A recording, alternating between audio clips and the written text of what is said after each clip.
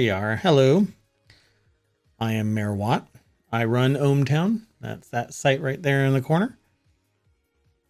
And what I do every day at 6 o'clock, and actually on the 3rd, I'm probably going to have to shift it one way or the other because I've got a meeting at 6 o'clock. I'll be here, but I won't be able to do the show at 6 o'clock because it's somebody else's meeting and I need to be there. But at any rate, so on March 3rd, I will have to I might push it to like 10 o'clock. We'll see. Maybe 9.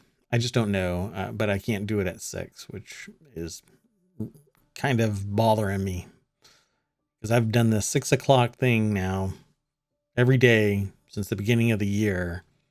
And like all things, somebody else is influencing my reality. Well, at any rate, let me tell you about ohmTown. ohmTown is a news aggregation site. I do kind of a little bit of this every time I do a show, but I'm trying to streamline it, make it a little more succinct. I put together ohmTown.com as a form of news aggregation for me alone.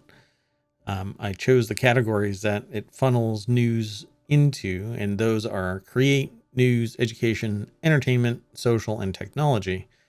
I furthermore put them into groups within these categories, like Aerith and Bead Baby and Breaking Pros, and others. There's 50 of them. Showed it to a few people and they thought that it was neat, and subsequently said, open it up to the public. And so I did that.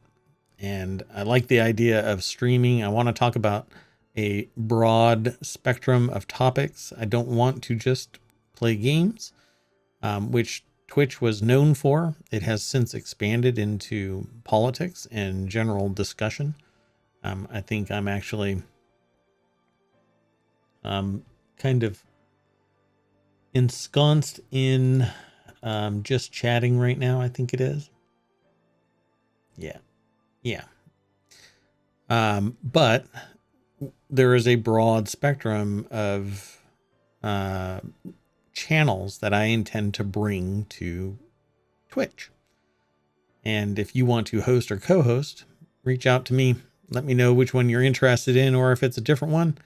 And that you too are looking for a host or co-host, and I will put you up there or me up there and you in my spot. But either way, we will work it out because I like talking about the news and not a particular niche topic of the news. Everything really, to a point, right? I mean, there's 50 in here and I aggregate upwards of 200 news sources. I am not really focusing on one or another. I just think if the news is correct, if there's efficacy, then I will include it in my aggregator. So I trend towards fixed news sources and not really opinion pieces. Every once in a while, I'll grab an opinion piece. But the whole idea of ohmTown is to talk about these 6 main categories. And I specifically talk about them in the crossroads of 3 main topics, which is business, technology, and society.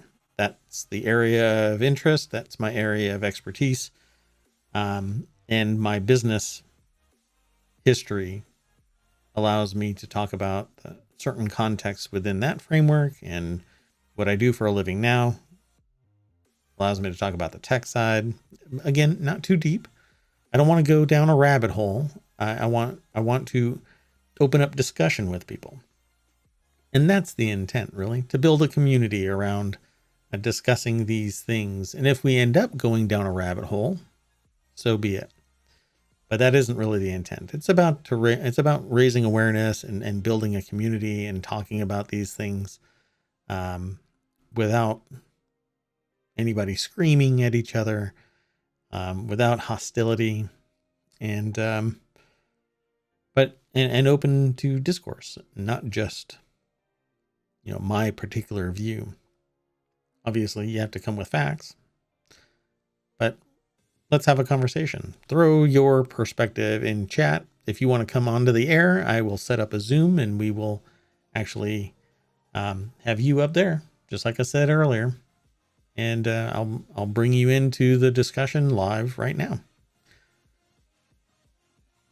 That said, let's get on with the show. It's an eclectic array, as usual, of news articles.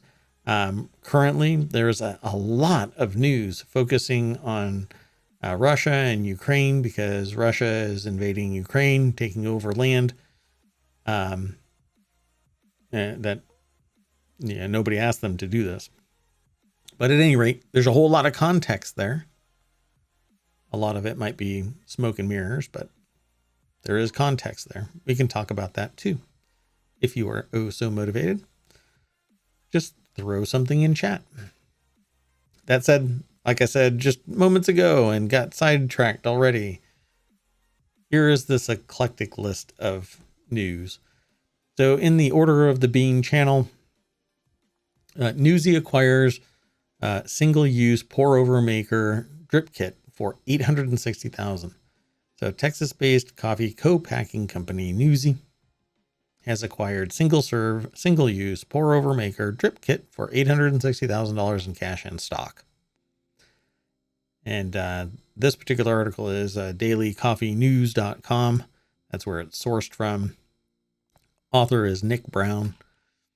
And we had spoken about drip kit earlier, probably a month ago. And they were doing their Kickstarter, or I had found their Kickstarter, something like that. Let me close this. And it says, DCN first reported on the launch of Brooklyn, New York based drip kit in 2017, just prior to the startup securing nearly $30,000 through Kickstarter for an initial product run with partnering roaster City of Saints in Red Hook. And I actually had found this Kickstarter and subsequently some marketing material about it and their design of the filter kit kind of a thing. Thought it was interesting. And that was in a previous episode. So they don't really have anything in here that's really highlighting drip kit other than the fact that they were sold. Now that's for something that could be more valuable over time. $860,000 is a steal if it has all of the supply chain patent, perhaps protection for the method and system of doing the pour over. This is like an all-in-one kit. You can't see my cursor. I keep forgetting that I have that hidden. Anyway, the thing that's sitting on the coffee cups, that's drip kit. It's basically an all-in-one little package where you unfurl it and stick it on your coffee cup and pour hot water through it and then dispose of it. Pretty easy peasy. Tell me what you think of that. It says the drip kit product involves an upright 3-sided cardboard triangle that holds 17 grams of ground coffee and a filter patch designed to sit atop mugs for single 10-ounce pour-over brews. So, bring your own water. BYOW. Yeah. Anyway, 860,000. I always, whenever I see numbers like this and people selling their entire music portfolio, I keep thinking, God, they want that money and get out, be done with it so that they can work on something better, something bigger, something more awesome. I'd love to do that. But let's go on with the next article. The next article is in the Word and Law channel. Tesla claims SEC is harassing Elon Musk to muzzle his criticism of government. It says a lawyer for Tesla and CEO Elon Musk claimed in a court filing today that the U.S. Securities and Exchange Commission is harassing the car company and Musk to muzzle his criticism of the government in a 3-page letter from lawyer Alex Spiro to U.S. District Judge Allison Nathan in New York. Said the SEC is weaponizing the 2018 settlement in which Tesla and Musk agreed to pay $20 million each in penalties to resolve the SEC's complaint that Musk's misleading tweets about taking Tesla private caused the stock to jump and led to significant market disruption. Well, when you are the CEO of the company and you lob out there that your company is going to be taken private and people have the ability to move on it so that they can capitalize on that rumor, it actually has more legs, more influence. Right? The settlement also required Tesla to impose controls on Musk's social media statements. Musk had claimed that on Twitter that he had funding secured to take Tesla private at $420 per share. I think it's funny that it's $420. That's a whole meme thing. Anyway, somebody was high when they posted that. I have no idea if that's true or not. Anyway, it doesn't even matter. When a CEO posts something about taking their company private, something's going to happen in the stock market. Let's click the link so that you can see where it comes from. ArsTechnica.com. John Brodkin is the author of the article. And the reason actually why I chose this is that it frustrates me to no end when somebody says the company did this or the company did that or whatever it might be. No, that's not how it works. Tesla does not claim that the SEC is harassing Elon Musk. There is an attorney that wrote that. You have to see that down at the bottom here. So it has to be explained, right? But really what that title should say is that the attorney for Tesla wrote a letter saying that Elon Musk is claiming that he's being muzzled. Well, that's not really what it is. It isn't a muzzle. You can't make claims that impact the stock market like that. If you are coming from a position of authority, you have to respect the processes.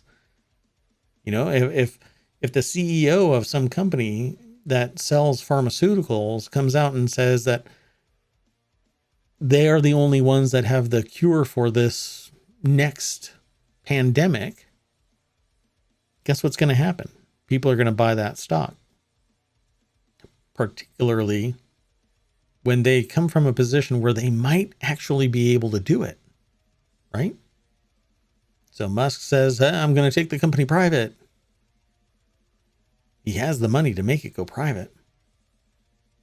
People want to camp out on that and make a profit. They're not going to complain when they make a profit, but when they lose their money, they do. One of the weird parallel statements. You either, if you make a profit, you don't complain about that manipulation. But if you lose your shirt, you complain about the manipulation. Happens in a lot of things. Well, anyway, the reason why I brought this up isn't because of this, isn't about harassing Elon Musk and muzzling his criticism of the government. That's not what it's about. Anyway, go over to Ars Technica. You can read the article yourself. You can make the decision of which side of the fence you're on. There's truth somewhere in the middle, but I can guarantee you that it's not about him being muzzled. There is zero evidence of that. At least that's my opinion. What's your opinion? The next article is in the Word and Law channel. Facebook misled investors on scope of misinformation problems, says a whistleblower. Since filing whistleblower complaints against Facebook last year, Francis Hugan, which I don't know why they named the person publicly, hasn't been sitting still. A report today says Facebook, now Meta, whistleblower, has filed 2 new complaints with the Security and Exchange Commission that allege the company internally acknowledged it was struggling with misinformation while telling investors it had a handle on the problem. Yeah, that sounds very familiar. Let's not forget that this is the same company, and make no bones about it, Facebook is Meta, that manipulated the news feeds of people to see what the psychological manipulation would yield. People who received bad news acted negatively. People who received good news acted positively. None of the 700,000 people were told that their psychology was going to be manipulated, and they weren't tracked offline. So how many people got bent out of shape about the news that they were being fed negative news constantly? Yeah. I think ethics are really in doubt, and always has been. And that's my reason why I never want to buy any product that comes from anything involving Facebook/Meta. So what's your take on this? It says Meta made, quote, material misrepresentations and omissions in statements to investors regarding its attempts to fight misinformation on its platform, according to redacted complaints that a congressional staffer shared with the Washington Post and other news outlets. This article actually comes from Ars Technica as well. Tim Deschamps. I think that's his name. Material representations and omissions. Sounds familiar. Go over to Ars Technica and read the rest of the article. One of the quotes in here is, some investors simply will not want to invest in a company that fails to adequately address such misinformation, and then alleges in misstatements and omissions on the topic. Yeah. It isn't misstatements and omissions. It's lying. And it isn't Facebook. It's people in Facebook. All of the people that sign off on the documents that are given to the investors, all of them, they all should be held accountable for their actions. Not so sure why it's so difficult. Is it a company? Yeah. Is it run by humans? Yeah. It's not an alien life form that's on high controlling this company. It isn't a puppet. It is owned by humans. It is managed by humans. Hold the humans accountable. But there is a metric ton of money involved. So that will get us nowhere, right? The next article is in the Word and Law channel. BP abandons Russian oil company stake and Shell pulls out of Nord Stream 2. We had heard rumors that this was going to take place. Eventually it does. It says Shell announced today that it would be pulling out of the stalled Nord Stream 2 pipeline and seeking to sell its stakes in various oil and gas projects in Russia as President Vladimir Putin's invasion of Ukraine grinds on. Unfortunately, we don't know when that will end. But we know that it is still ongoing and that civilians, regular Joes like you and me, are being killed. I'm trying not to talk about this stuff, making a conscious effort, but we kind of need to know about it. You may already know about it. I understand it if you aren't really interested in this stuff, but there's about 15 more articles that I'll talk about. But I talk about all of it, a broad spectrum. This is another article that's written by Tim Deschamps at Ars Technica. The decision to exit the Nord Stream 2 investment comes days after German Chancellor Olaf Scholz effectively killed the project by suspending its certification. Dutch company split about half the cost of the pipeline with 4 other European energy companies. Gazprom, the gas company controlled by the Russian government, covered the other half. Shell also owns significant stakes in 2 other oil and gas projects in Russia. Yeah, they'll be back once Russia settles down or Ukraine is taken and they need to funnel that gas somewhere. The next article is over in the Word and Tech channel. New and returning customers can get 80% off Paramount Plus for 3 months. Hey, that's great. But I'm not sure about returning. What is the context of returning? Right? Good news and a rare discount. Paramount Plus is celebrating its first birthday by offering an 80% discount on new and returning customers. Well, if I'm still paying, do I get that discount too? Probably not. I'd like to see it in my bill. I just don't know. And really the problem here is that, so because of my loyalty for a year, I'm not going to benefit from a discount for people that haven't been signed up for a year and people who have left for whatever reason. Yeah, I'm not sure if that makes sense to me. Does it make sense to you? Let's click this link. Sheena Vasani over at The Verge wrote this article. Has a pretty cool graphic. I don't know if that's from somebody else, but it's a cool graphic. Anyways, it says through March 7th, eligible subscribers can use the code BIRTHDAY to receive 3 months of the essential plan for $1 instead of $5 when they purchase their subscription from the company's site. If you do it through Apple TV, you're probably not going to get this discount. These customers can also get 3 months of the premium plan for $2 instead of $10. Yeah, I use the premium plan. But I've got all of this stuff. I've got every plan that's out there. All of them have Plus. I created a service 25 years ago. Probably, actually, no. We're looking, wow, I'm getting really old. 30 years ago, I created a service that had that little Plus nomenclature on there. Everything old is new again because Plus used to be the thing that you did back during the .com days of yore, back in your Wayback Machine. You're going to need more than 1.21 gigawatts. It is 21, right? 1.21.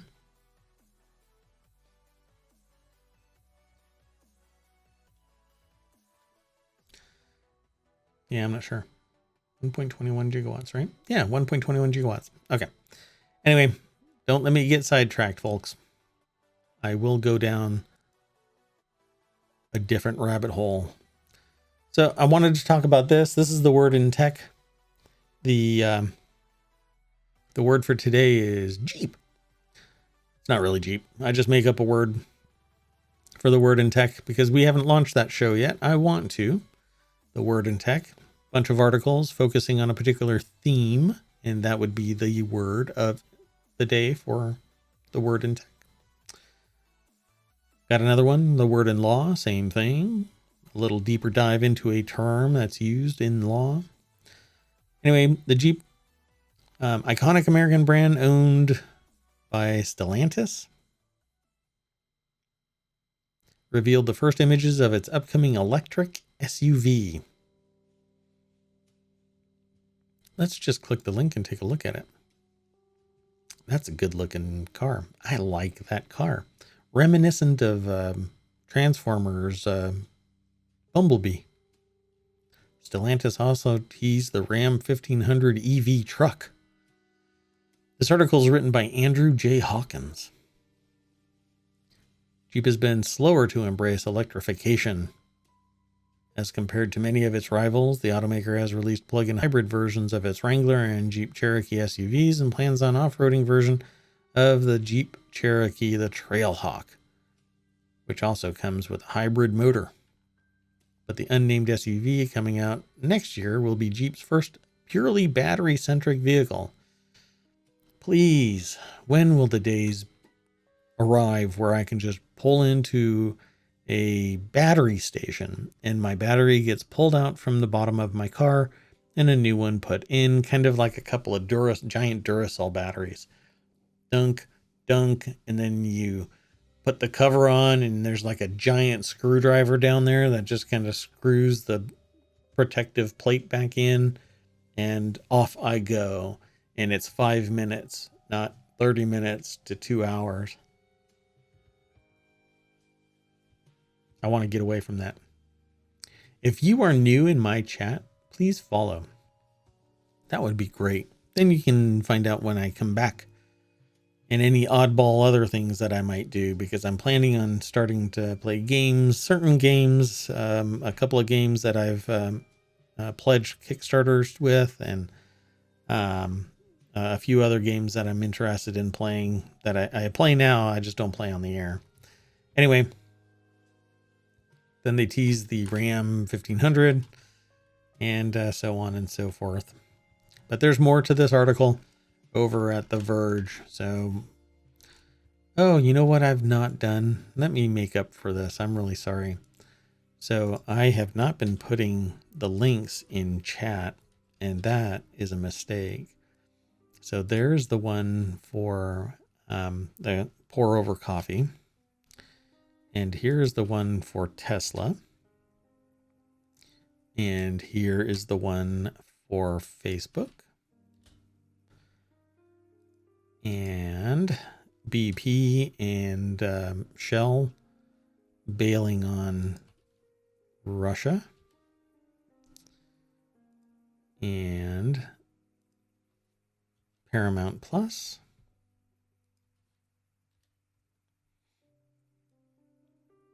And finally, Jeep's first electric SUV. I'm still waiting for the Canoe, which is kind of like a VW bus on electric steroids with all kinds of utilitarian stuff added into it. It's a pretty good looking kind of minivan kind of thing. It's hard to explain really what it does. You'll have to look for it. It's Canoe, Canoo. Okay, so this next article is in the Order of the Brew, which is a group of fans of beer. In this particular case, it's Equilibrium Snow Pilsner from Equilibrium Brewery. I have no relationship with them. It's just an article that I found might be interesting to those who drink beer. High elevation mountain peaks, or a perfectly poured slow Pilsner. We all love all types of snow caps. That's nice. Made with hops from mountain region, often dusted with blankets of snow, we are to bring you our latest Pilsner Snowcap. So let's click this link. And there you have it. Snowcap. Stark white. Well, it's a silver can with a stark white label that just says Snowcap, and about 80% of it is a white label.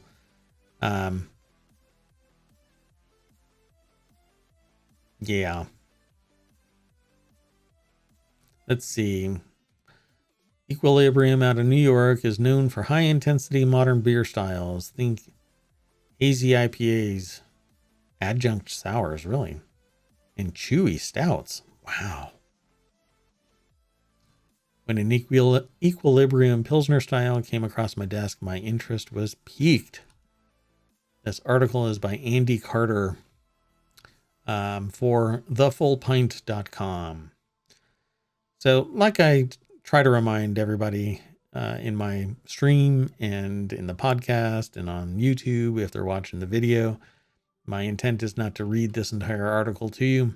It is to hint that you should go over and read this article for yourself and come on back and talk to me about it.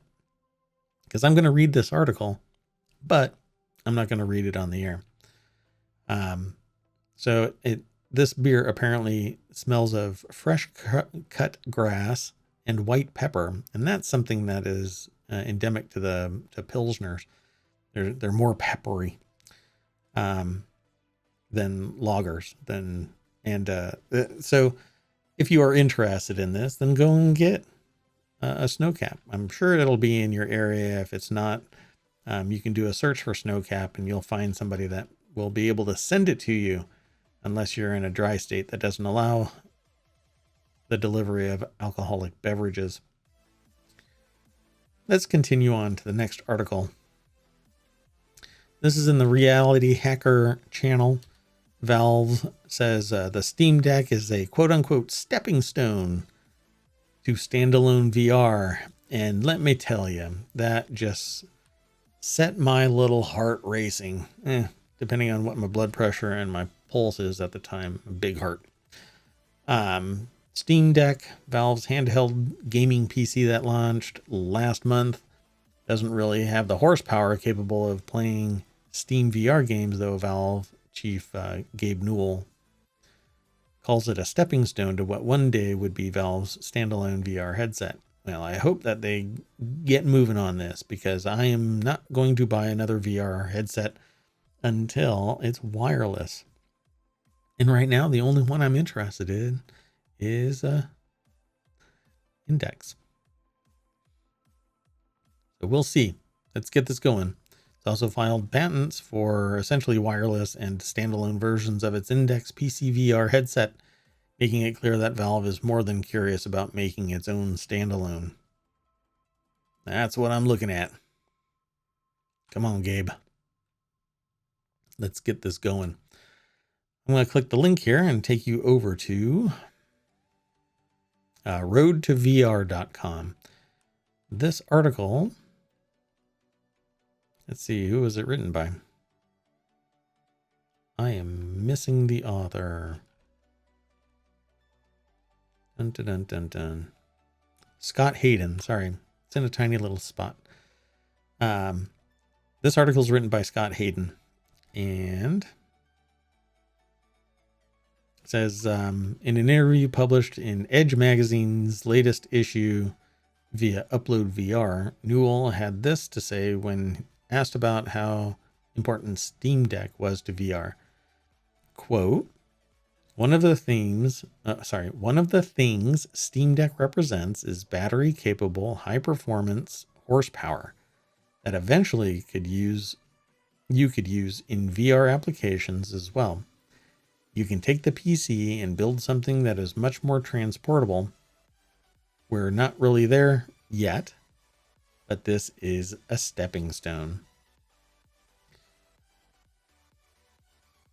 Scott continues to write, despite being mostly a black box, Valve has been fairly transparent with its interest in standalone VR. Back at Steam Deck's hands-on event in August, Valve said Deck's custom AMD processor could be used in such a project. Well, almost any processor could be. What's the context here? I want wireless VR, and no, I don't want Meta. That's my bias. I have a few that I'm very aware of and I'm very clear about, and why I am not interested in it. If Valve were to pull the same shenanigans, I wouldn't be interested in Valve or anything having to do with Steam as well. The next article is over in The Word in Tech. Nomad's new MagSafe charger doesn't need an external puck, but does cost $130.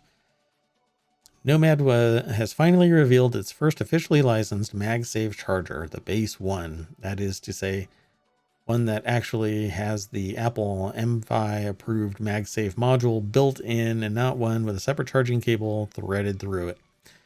Unfortunately, the convenience doesn't come cheap. The base costs $130. Let's click this link and take a gander at it. So this article is written for The Verge by Shane Gartenberg. And basically, it looks like a Mac Mini with a white MagSafe charging puck super glued to the top of it, and a black intermediate glossy layer in between. Looks pretty neat. Looks like it should be warming up my coffee. And at $130, this thing better be a fast charger, the likes of which nobody has seen. It says Nomad isn't even including the USB-C wall plug in the box. The Base 1 needs at least 30 watts. Nomad is discounting its own 30-watt plug down to $15 from $30 if you buy the base with it. But you're still looking at an extra expense on top of the already pricey charger if you don't have a spare handy. So it's actually not $130, it's $145. It says Nomad is no stranger to pricey MagSafe accessories. The company's previous weighted MagSafe mount started at $60 for the zinc model and $100 for the more premium stainless steel version. Yes, I have to say stainless steel in breathy awe. You know what else I need to do? I need to put that link in the chat.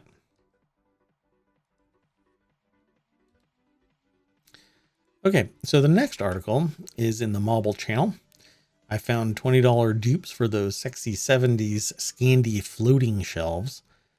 The reason why I picked this is because I thought it was interesting that somebody was writing about floating shelves, and I wanted to see what these floating shelves were, and I wanted to see them with you. That's right. I didn't want to just go it alone. I wanted to include the community. So there's the link. I'm addicted to zhuzhing. Every morning, I peep Etsy and Facebook Marketplace for vintage furniture. So this is the author saying this, but I'm going to click this link and take you over to the article.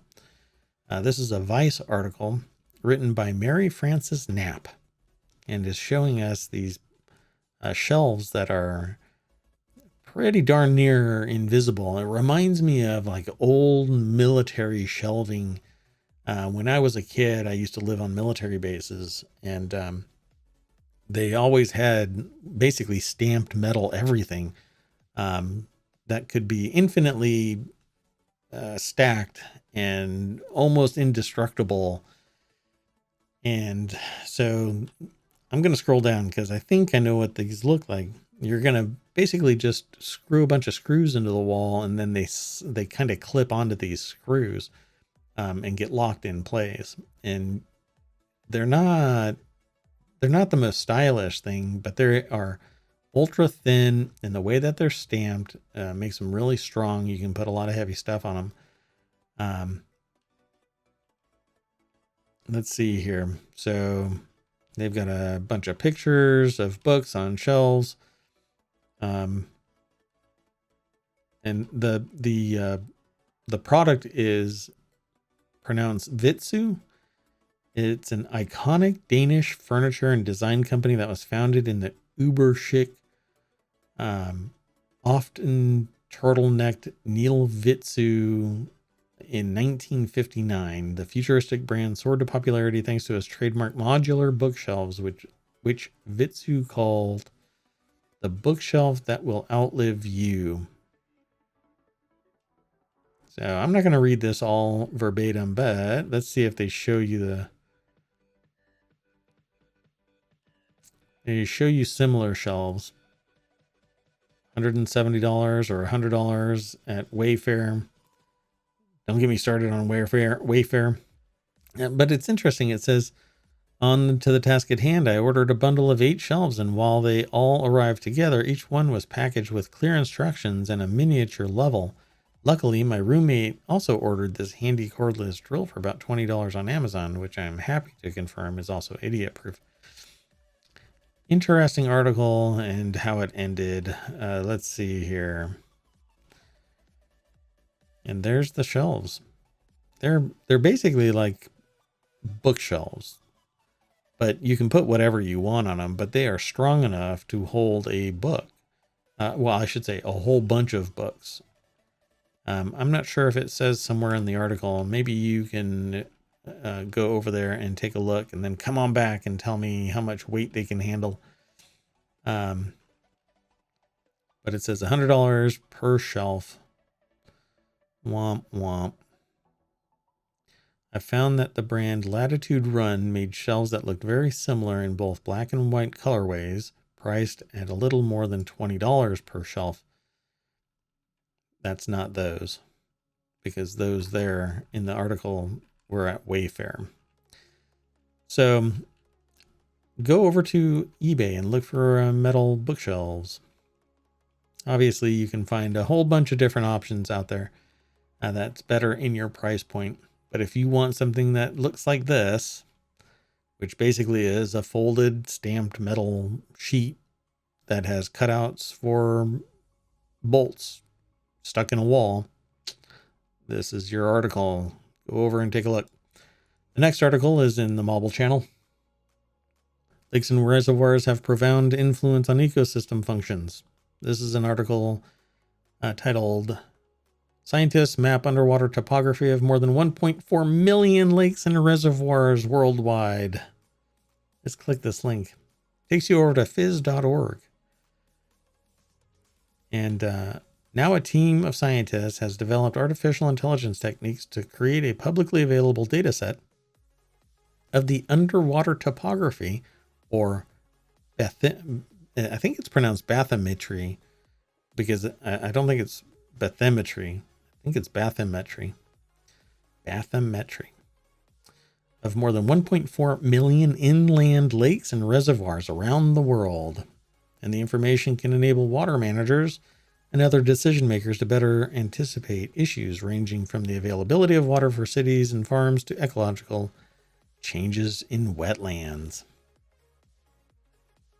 So you can do a search for Global Lakes Bathymetry data set, or Globathy, Globathy, and it can be accessed online. I'm not going to tell you that link. You're going to have to go to this article. So this article is written by David Hosansky from NCAR and UCAR. Scientists map underwater topography of more than 1.4 million lakes and reservoirs worldwide. That's a lot of mapping.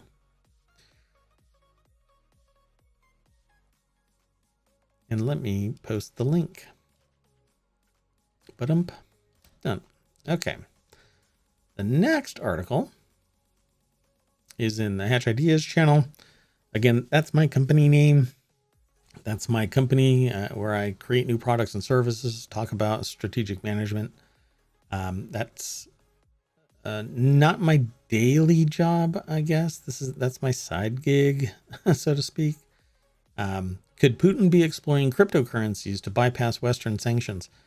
The reason why I brought this up is because there is some concern about the sanctions and it impacting Russia and quote unquote oligarchs in Russia.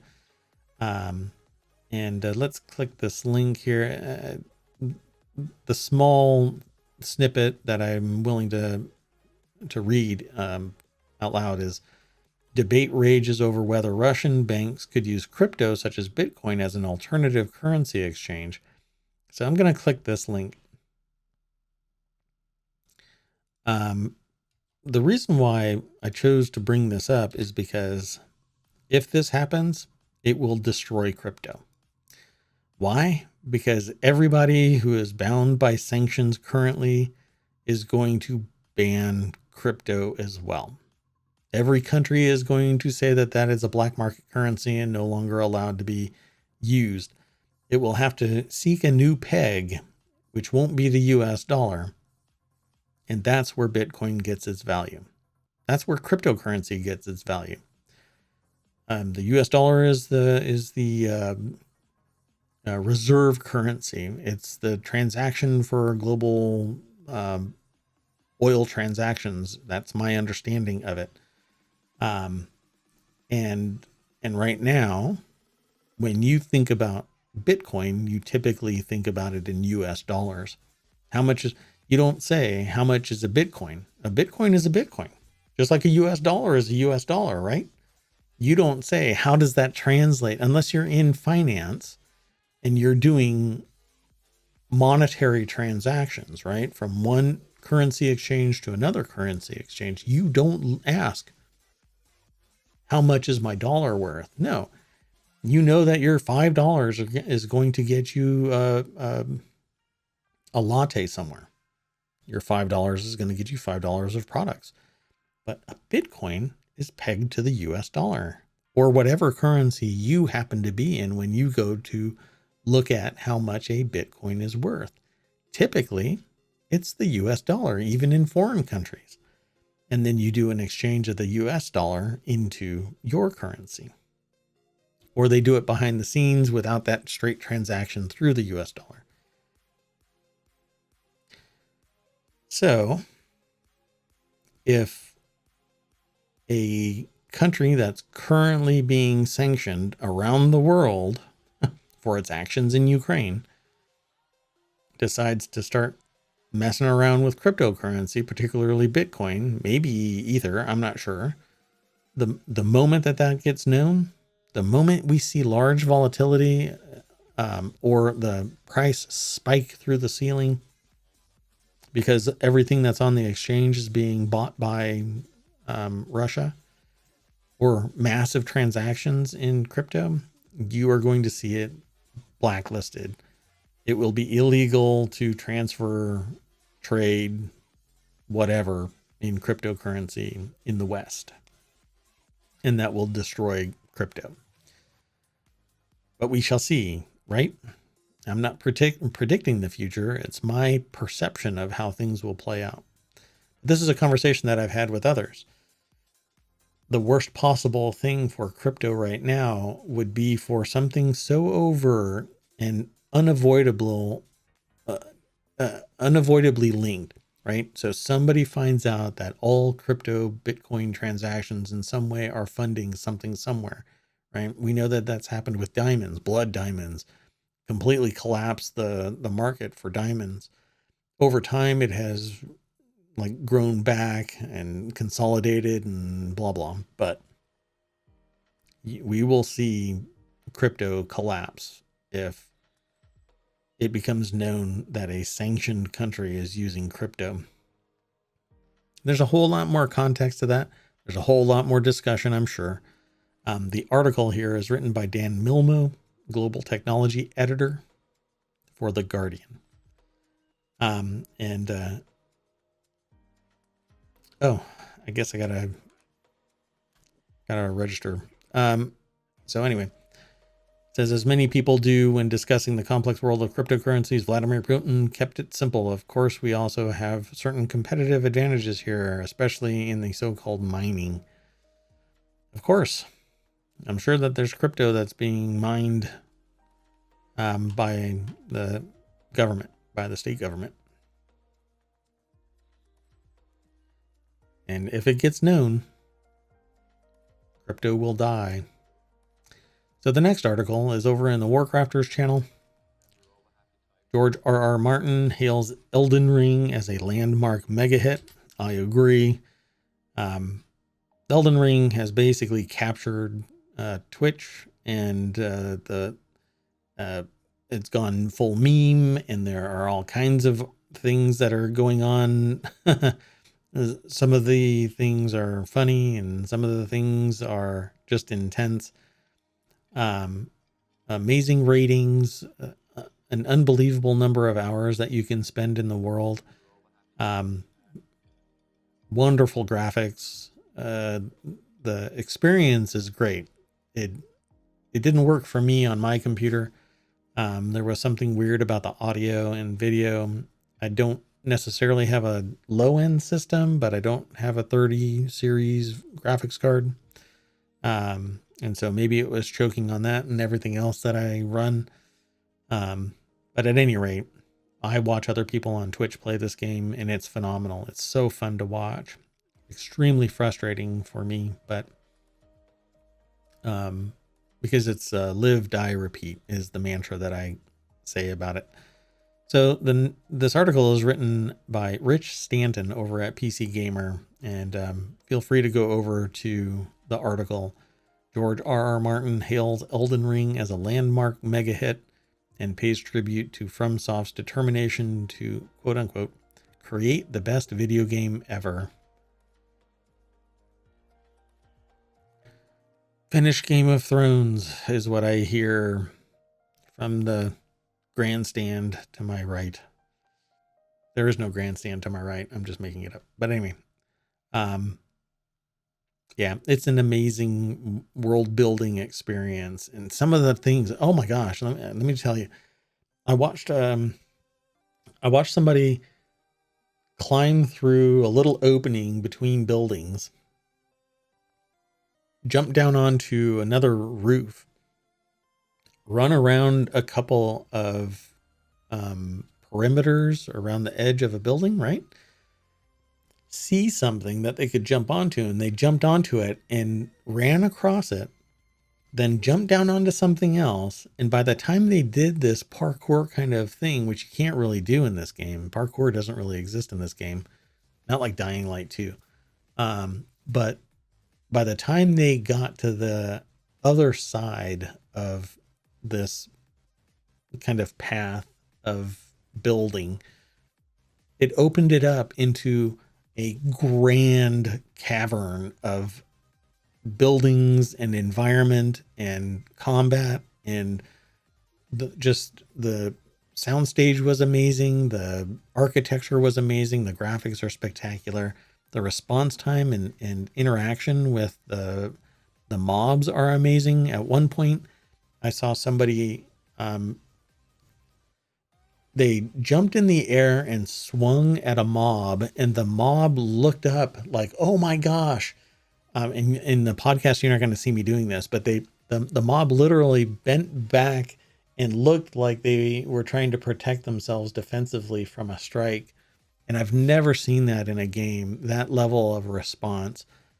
So whatever FromSoft is doing, it's amazing, technically sophisticated work. So kudos to them.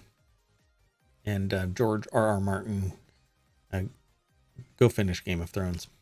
There are people that are really chomping at the bit for it.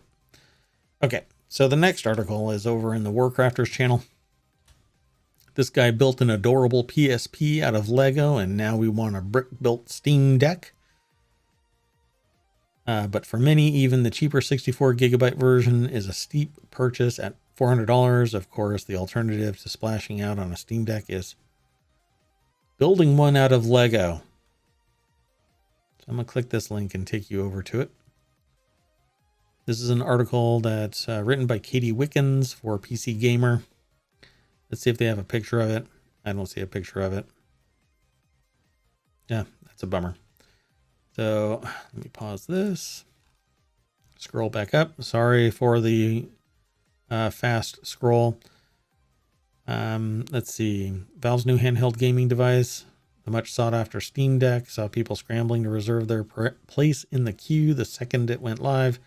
Considering how much power is inside the little portable Linux PC, it's not a bad buy. $400. Sony's handheld gaming device, by designing a Lego version and submitting it to the company as a potential Lego kit idea. And apparently it was brought to them by CBR.com. A Lego PSP designed by Revan Builds. Yeah, you'll have to go over to PC Gamer and read more about it. If you are interested in a PSP, or perhaps maybe in the future a Steam Deck that's built with Lego, go over to the site and check it out. The next article is in the Smack Talk channel. And again, this one is about Mac and Mac products, Apple and Apple products, competitors, the ecosystem. Giles Martin remasters the Beatles 1 for spatial audio. And if you've never heard of spatial audio, this is something that is in Apple Music, and it basically constructs a very complex soundstage, one that you are immersed in. It says, son of famed Beatles producer George Martin. Giles Martin has previously praised spatial audio and the Dolby Atmos that it's built on, but said it doesn't always sound quite right. Martin has said he intends to remaster the Beatles album Sgt. Pepper's Lonely Hearts Club Band because of this, but now he's done one instead. So I'm going to click the link and take you over there. And while that loads, I'm going to post the link in chat. And this article is from appleinsider.com, written by William Gallagher. And so just to give you an idea about spatial audio, if you've never heard of it, you should do a search for it in Google. Go read more about it at Apple. The objective of spatial audio is to put you inside the soundstage.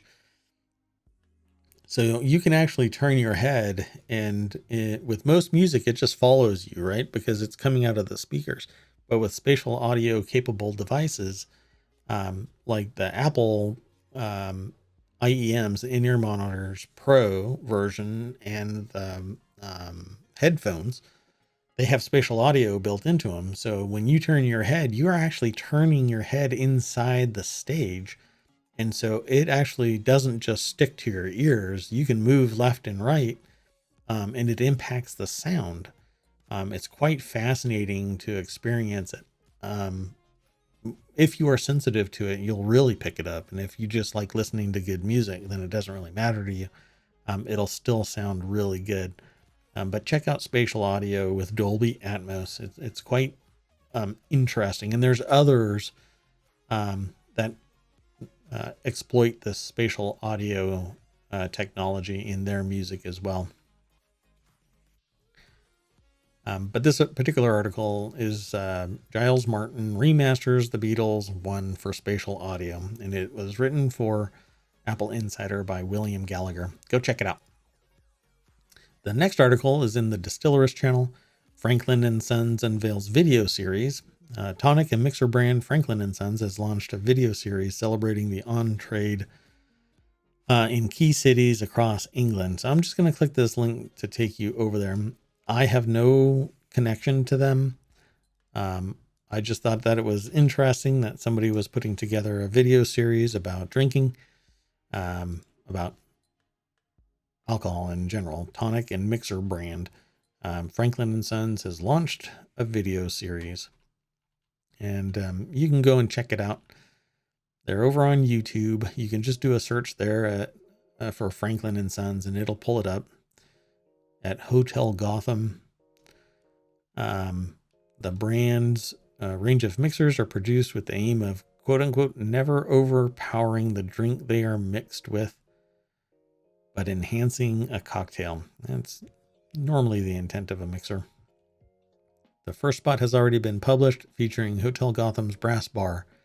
In the video, bar supervisor Mariano Ferreira details how to craft the Merchant of Venice serve, which combines Prosecco, raspberry liqueur, gin, strawberry cordial, topped with Franklin & Sons rhubarb tonic water and with hibiscus. You know, that just sounds like a dessert that I would love to drink. Anyway, it's making me thirsty. I'm going to have to get off the air here pretty soon and go get me a drink. The next article is in the Word and Tech channel. Razer updates its iconic kick scooters with electric motors and powerful batteries. Not that Razer, a different Razer.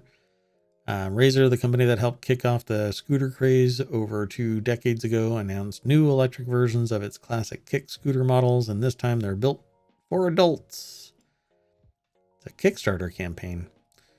The Razer Icon will start shipping in August of 2022. This article is over at The Verge and written by Andrew J. Hawkins.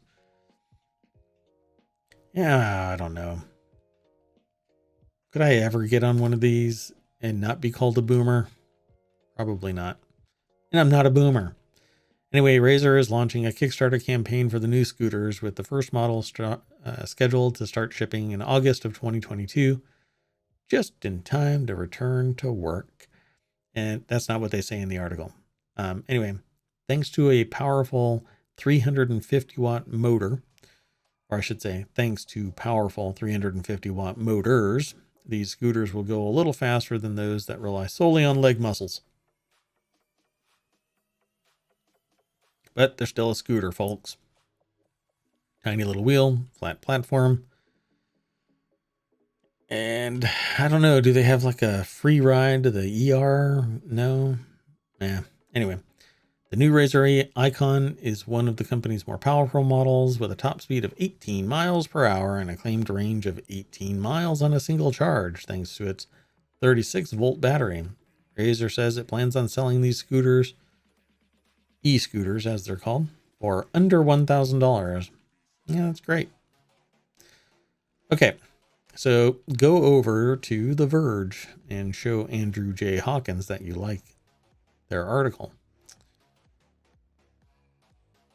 And to get there, I guess you kind of need the link, huh? Well, there's the link in chat. So the next article is in the Word and Tech channel. Amazon Luna launches for anyone in the US, adds free games for Prime members and Twitch integration. Amazon Luna, the company's cloud-based game streaming service, is officially launching in the US today for anyone to use, in addition to adding a variety of new features, including free games for Amazon Prime members. So if you've been paying for Prime, now you've got yet another thing to add to your value-added service. Luna was announced in fall of 2020, but since then it's only been available to a limited number of customers through invite-only early access programs. Well, now it's open to everybody. This article is written by Shane Gartenberg over at The Verge. Has a phone with a controller in the picture and a laptop. Looks like a MacBook Pro. Streaming the game, I guess. Or I should say streaming the client that allows you to play the games. But without getting into it, it's going to have a bunch of stuff that you may dig. Devil May Cry 5, Observer, System Redux, or Redo. I don't know what Phogs is. Phogs. I've never heard of that. Have you in chat heard of that? Let me know. Also launching on Luna is the Retro channel, which will include classic games like Street Fighter 2, Hyper Fighting, Metal Slug 3, Castlevania Anniversary Edition, and Jackbox Games channel, which will include all 8 Jackbox Party Pack titles, which I've already purchased. And if you want to play Jackbox games, we can do that. That would be great. I love playing these games. It's a lot of fun. Anyway, I'm going to scroll up real fast, so brace your eyeballs as I scroll up. And I am going to go on to the next article. 1 second. So the next article is in the Mobile channel, and it's Scientists Solve 30,000-Year-Old Venus Statue Mystery, according to a study. The Venus of Willendorf, a figurine of a voluptuous woman that dates back roughly 30,000 years, is one of the most enchanting and unique artifacts ever unearthed. So let's click this link. It takes us over to vice.com, written by Becky Ferreira. And this is the little statue. It's a figurine, but it's a what is it made out of? Is it just limestone? Distinctive oolite limestone. Well, it's a voluptuous oolite woman. And standing about 4 inches tall and carved from that oolite. It's oolite limestone. Oolite limestone. Ancient object was discovered more than a century ago near the shores of the Danube River in Willendorf, Austria, though her true birthplace has remained a mystery until now, because I believe that the researchers have found out where that particular limestone has come from. Let's see. Researchers led by Gerhard Weber, an evolutionary anthropologist at the University of Vienna, believe they have matched the figurine's limestone with a location near Lake Garda in northern Italy, revealing the likely origin of, quote-unquote, one of the most famous signs of early modern human symbolic behavior, according to the study that was published in Scientific Reports. Pretty amazing. 4 inches tall. And there's no straight lines. Everything is voluptuous and curvy. You can't see it, but my hands are kind of making a wavy thing. If you're listening to this in a podcast, everybody else is being traumatized by me waving my hands around in the air for no good reason. Anyway, The picture is over on Vice.com. The article's written by Becky Ferreira. And somebody did some hard work trying to figure out the 30,000-year-old Venus statue mystery. Good job. And with that, we are done with the show. But like always, I want to take you back to the front page, because what you should do is come by periodically, click on the front link. It will refresh and give you yet another dose of news in a broad spectrum of topics that are funneled into those 6 categories. Pretty neat, right? Well, thanks for swinging by. I appreciate it. I will see you tomorrow at 6. But on the 3rd, I will probably not. Well, I can tell you now that I won't be here at 6.